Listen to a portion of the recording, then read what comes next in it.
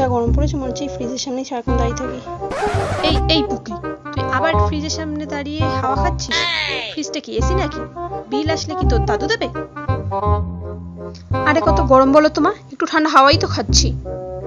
তোর ঠান্ডা হওয়ার জন্য ফ্রিজের কম্প্রেসার জ্বলে যাচ্ছে, কত বিল আসছে জানিস? কে দেবে?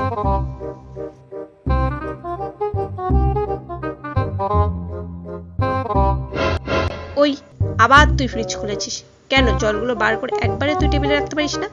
বারবার ফ্রিজ খুলবি, ফ্রিজটা নষ্ট হলে কে সারাবে? হ্যাঁ, কিন্তু মা ঠান্ডা তো আর থাকবে না। তোর ঠান্ডার দরকার বেশি আছে, আমার দরকার বিদ্যুতের বিল কমানো।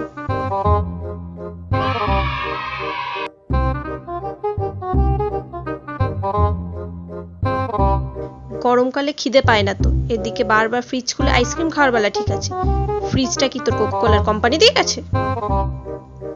খিদে তো পায় না, তা কি করব? এবার আর একটা ফ্রিজ খুলে তুই কিছু একটা নে, এটা ছুঁড়ে মেরে দেবো তোকে। রিয়া শোন, আমি ভাবছি এই গরমে এবার আমার জন্য একটা মিনি ফ্রিজ নিয়েই নেবো। একেই গরম, তার উপর মায়ের আবার বকবকানি, আমার আর ভালো লাগছে না। বাবা, ওগো শুনেছ তোমার মেয়ের কথা? সে নাকি ফ্রিজ কিনবে। একটা পেন কেনার সামর্থ্য আছে, তুই আবার ফ্রিজ কিনবি? খাবার রাখবি কি রে? আমার থেকে নিয়ে নিয়ে রাখবি? এই গরমে তোকে যদি আমি আর একবার দেখেছি তুই এই ফ্রিজ খুলেছিস, তোকে আমি এই ফ্রিজের মধ্যে পুড়ে রেখে দেবো। আমি সেটাই দেখবো তুই এই ফ্রিজের মধ্যে কতক্ষণ থাকতে পারিস।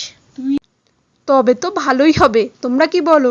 ঠান্ডা ঠান্ডা গরমে আর গরমও লাগবে না। বাবা রে, আমি পালাই, তোমরা একটা লাইক করে দিও।